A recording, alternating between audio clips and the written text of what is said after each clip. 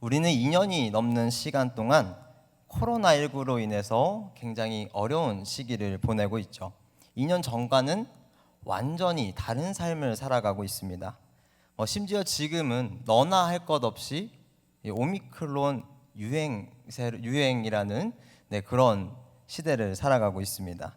이제 일주일 평균 확진자 수를 봤어요. 최근에 60몇만이기도 했지만 일주일 평균 확진자 수를 보면 38만 5천 명 정도 되더라고요. 우리는 매일매일 경이로운 숫자를 경험하면서 살아가고 있습니다.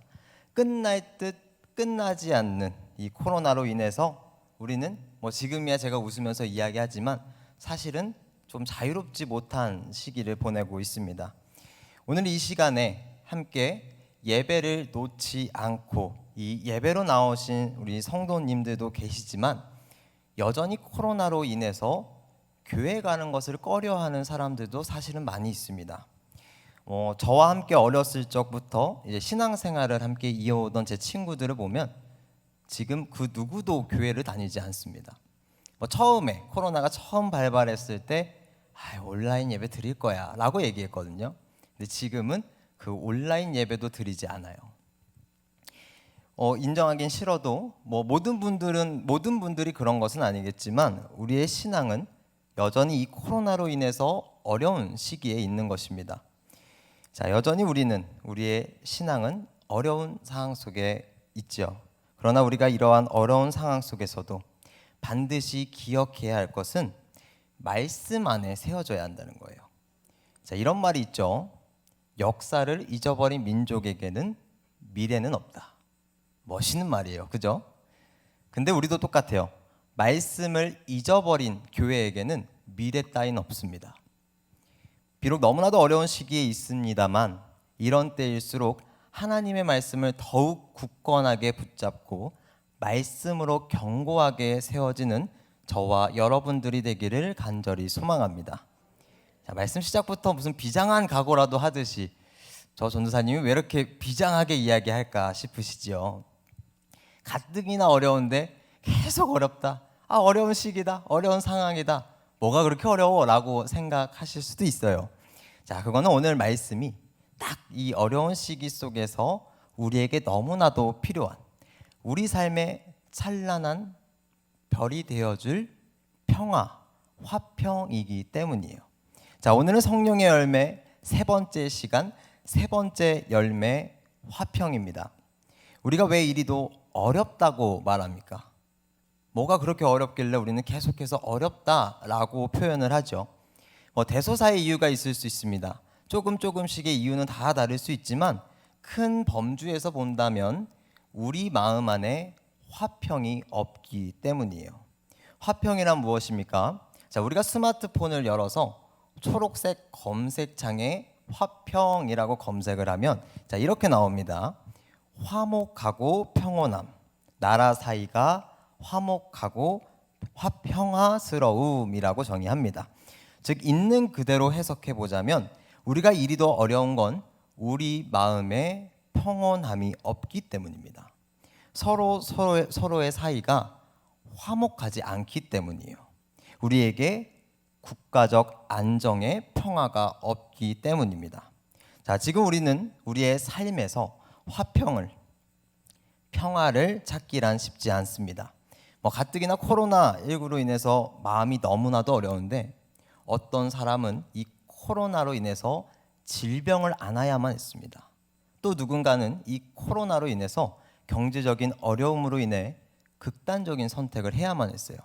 자, 코로나만 문제입니까 지금? 최근에는 뉴스를 켜면 러시아의 우크라이나 침공 사태가 뉴스의 일면을 장식합니다. 거기에다가 이제는 너무나도 일반적인 기사가 되어버린 것이 각종 폭행 사건, 또 사기 범죄 사건 등과 같은 좋지 못한 소식들이 이제 뉴스에서는 너무나도 당연한 이야기가 되어버렸어요.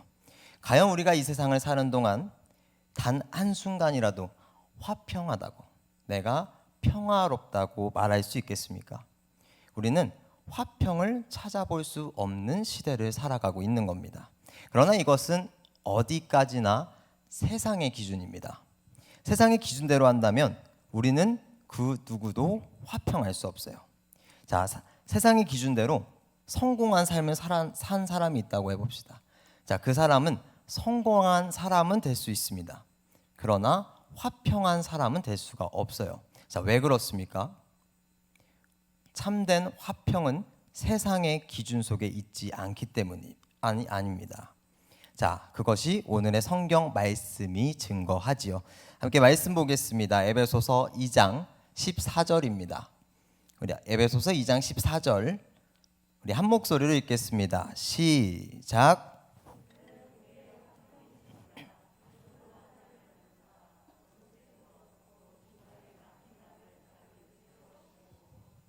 아멘. 그는 우리의 화평이신지라. 예수 그리스도가 곧 화평이십니다. 자, 이것이 우리가 가지는 화평의 가장 근본이고 본질이에요. 예수 그리스도께서 화평으로 이 땅에 오셨습니다. 예수 그리스도 없이 화평을 설명한다는 건 쉽게 말하자면 이제 제가 부모님께 찾아가서 부모님 저 결혼하겠습니다 라고 담대하게 이야기했는데 결혼할 사람이 없는 거랑 똑같은 거예요. 자, 화평을 이야기하지만 예수 그리스도가 없다. 그것은 화평하지 않은 겁니다. 자, 이유는 단 하나죠. 화평이 곧 예수 그리스도이기 때문입니다.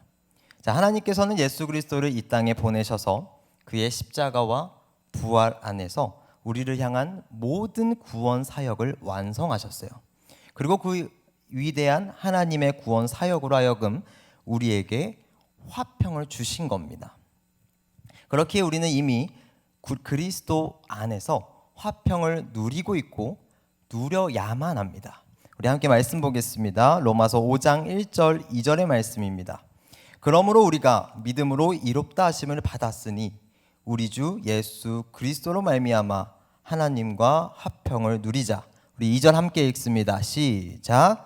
또한 그로 말미암아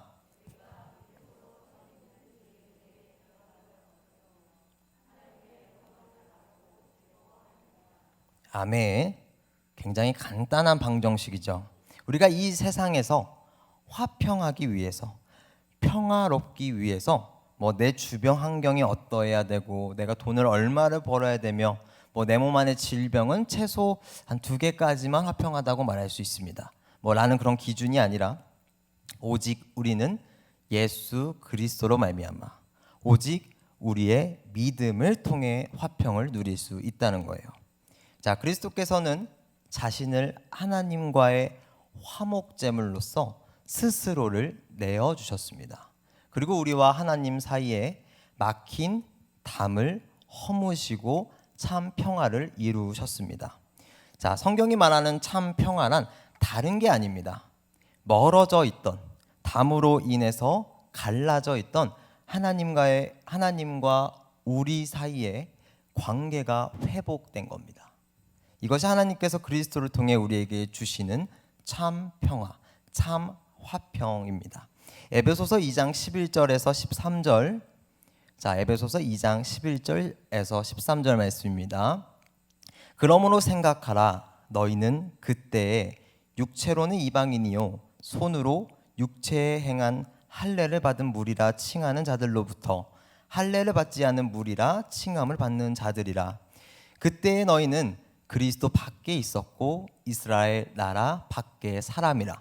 약속의 언약들에 대하여는 외인이요 세상에서 소망이 없고 하나님도 없는 자이더니. 우리 함께 읽습니다. 시작. 너희가 그리스도 예수 안에서 그리스도의 피로 가까워졌느니라. 아멘.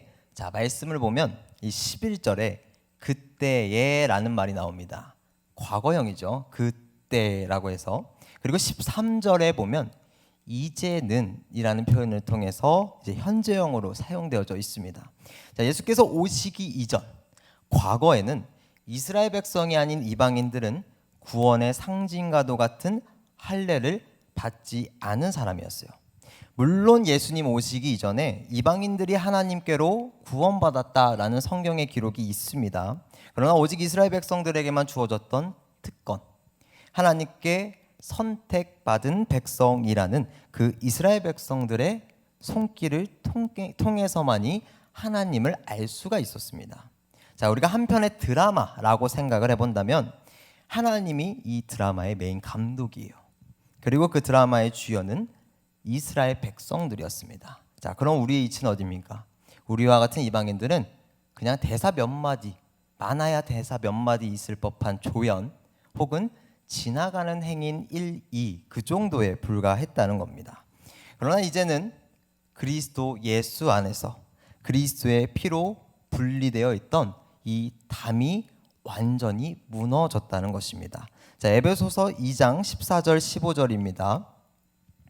14절 15절 우리 한 목소리로 읽겠습니다. 시작.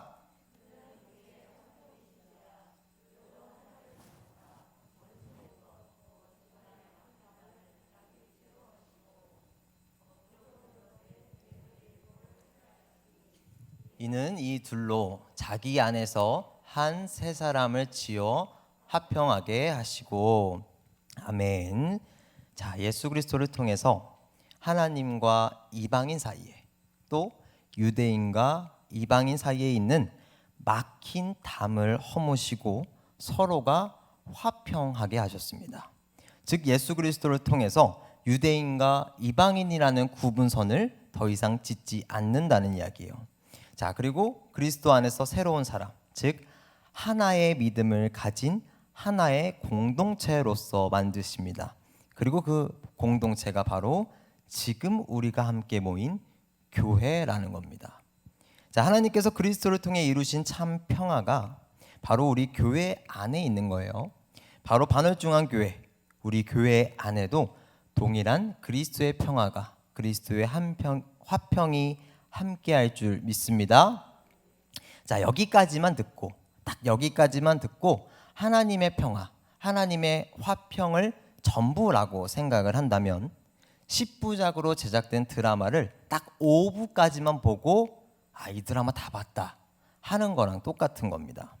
자, 함께 말씀 보겠습니다. 에베소서 2장 16절에서 18절입니다. 자, 한 절씩 교독하고 마지막 절 함께 읽겠습니다. 또 십자가로 이 둘을 한 몸으로 하나님과 화목하게 하려 하심이라. 원수된 것을 십자가로 소멸하시고.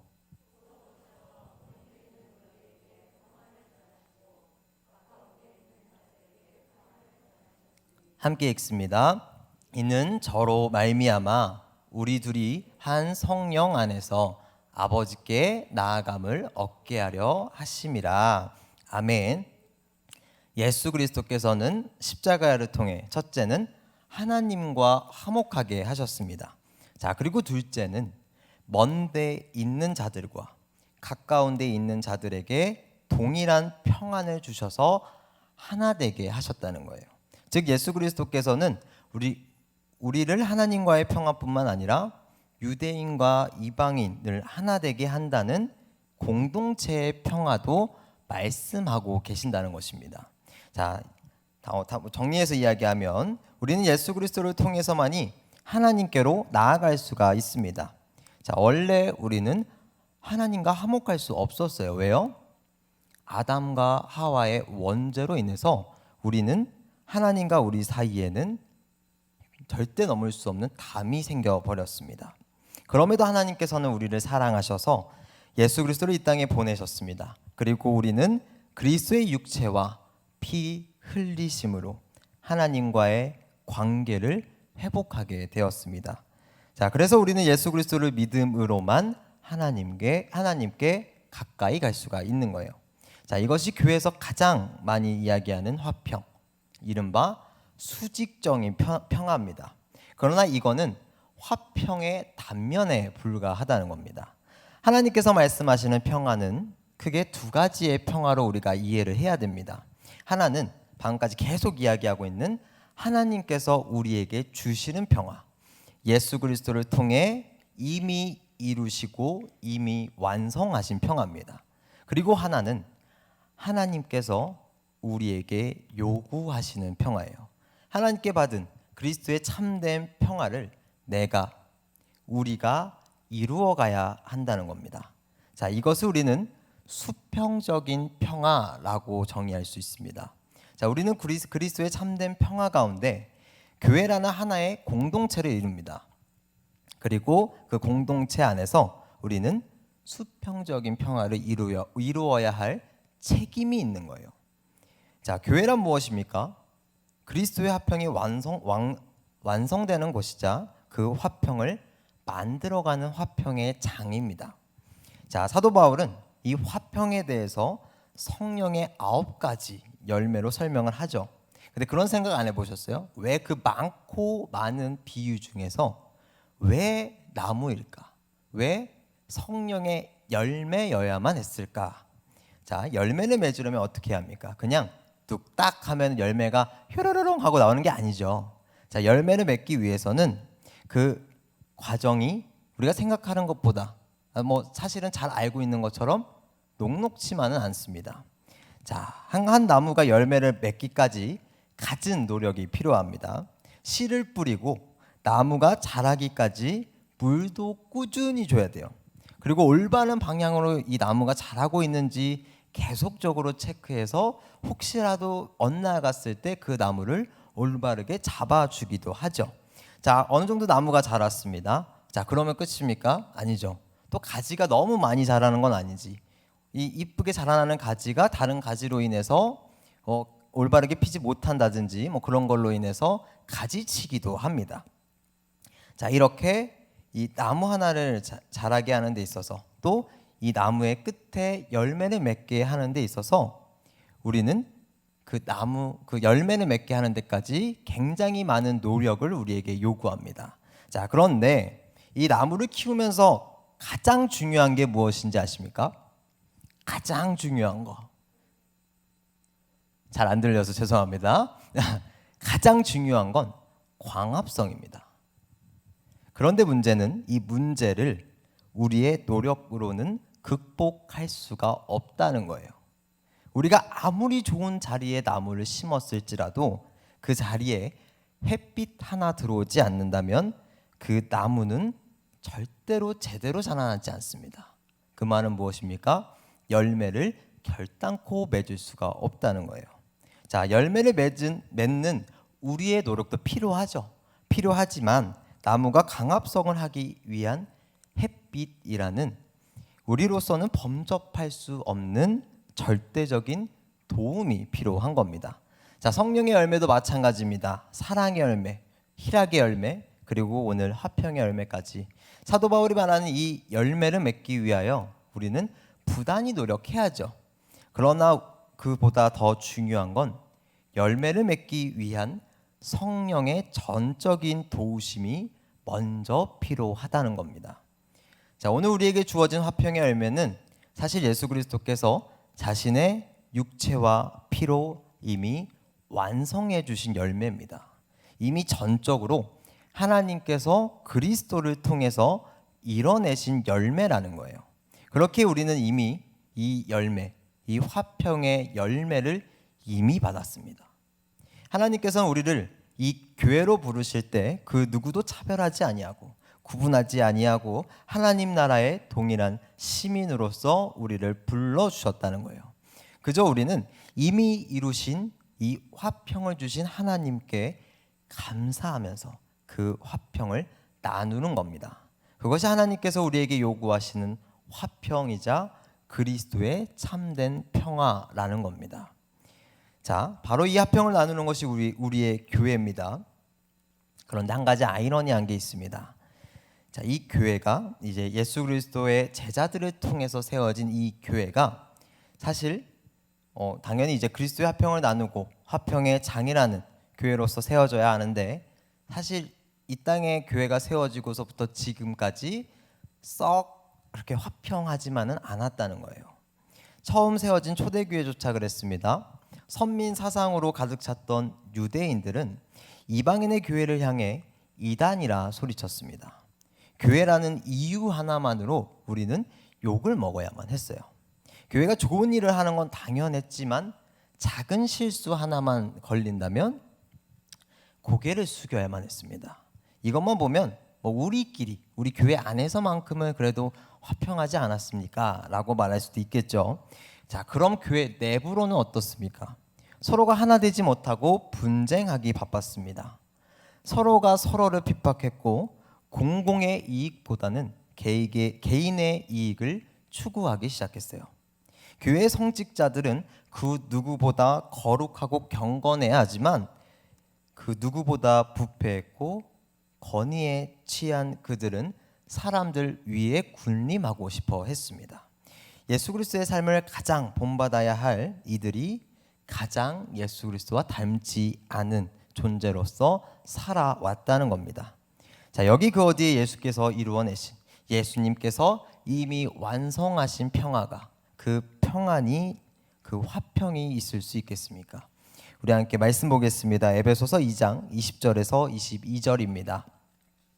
한 절씩 교독하고 마지막 절 함께 읽겠습니다. 너희는 사도들과 선지자들의 터 위에 세우심을 입은 자라. 그리스도 예수께서 친히 모퉁이 돌이 되셨느니라.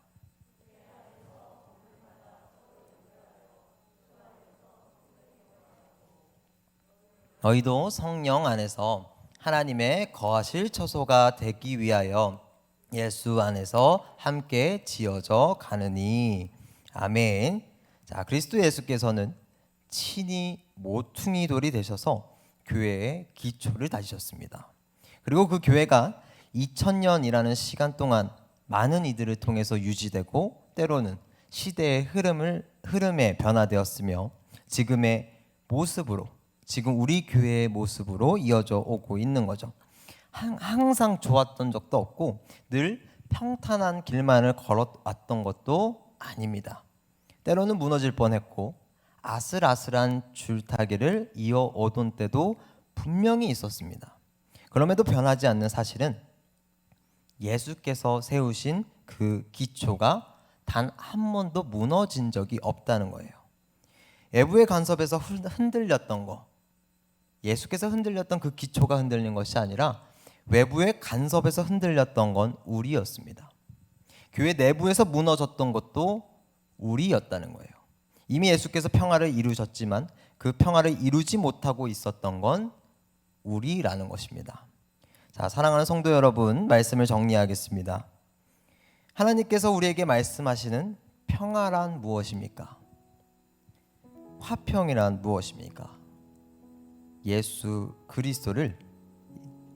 그리스도께서 이미 자신을 통해 이미 완성하신 평화입니다. 2000년 전에 이 땅의 참 평화를 위하여 화평이신 예수 그리스도께서 이 땅에 오셨습니다. 그리고 그의 몸을 직접 내어서 그 평화를 완성하셨어요. 이미 우리는 다 완성된, 이미 완전해진 평화 속에서 살아가고 있는 것입니다. 자, 그리스도의 화평이 우리와 함께합니다. 하나님의 말씀입니다. 빌립보서 4장 6절 7절입니다. 아무것도 염려하지 말고 다만 모든 일에 기도와 간구로 너희 구할 것을 감사함으로 하나님께 아뢰라. 그리하면 모든 지각에 뛰어난 하나님의 평강이 너희 마음의 생각과 뜻을 지키시리라. 아무것도 염려하지 마시기 바랍니다. 내가 누구를 더 사랑할 수 있을까? 내가 누구를 덜 미워할 수 있을까? 어떻게 하면 내가 교회 안에서 저 사람을 더 용서하고 사랑할 수 있을까? 전혀 염려하지 마시기 바랍니다. 그리스도 예수 안에서 이루신 하나님의 화평이 우리를 지켜주실 것입니다. 우리는 예수 그리스도 안에서 하나로, 단 하나로 부름받은 하나의 공동체, 교회입니다. 하나님께서 세상에 교회를 세우시며 가지셨던 교회를 향한 모습과 사도 바울이 꿈꾸었던 화평의 이상이 실현되는 그 교회가 우리 반월중앙교회가 되기를 간절히 소망합니다. 우리 함께 이 시간 주는 평화 함께 찬양했으면 좋겠습니다. 오늘 이 찬양 딱 나오는데 오늘 말씀이 이 찬양 하나로 설명이 되더라고요. 우리 함께 이 찬양 함께 찬양하시면서 나에게 평화 더하시는 그 주님께 더욱이 나아가기를 소망합니다. 주는 평화, 주는 평화, 막힌 담을 모두 허셨네.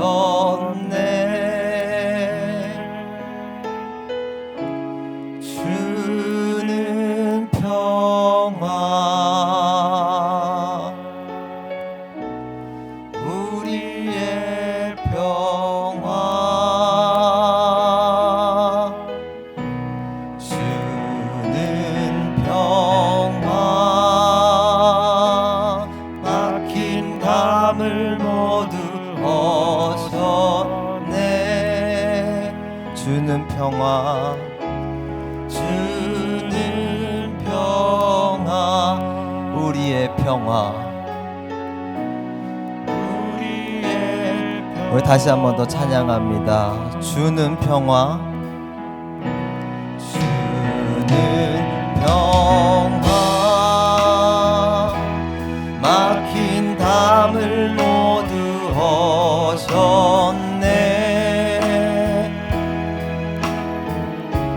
주는 평화,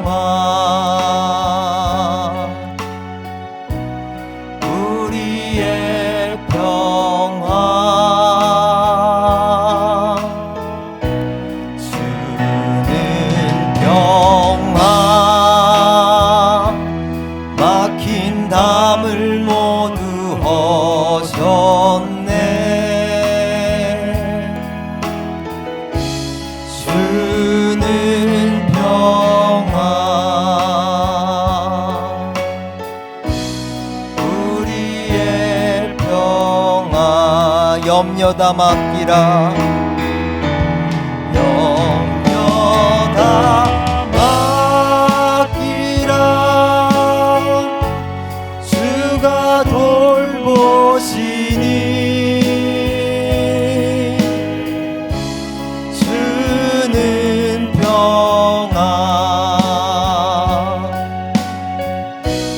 우리의 평화.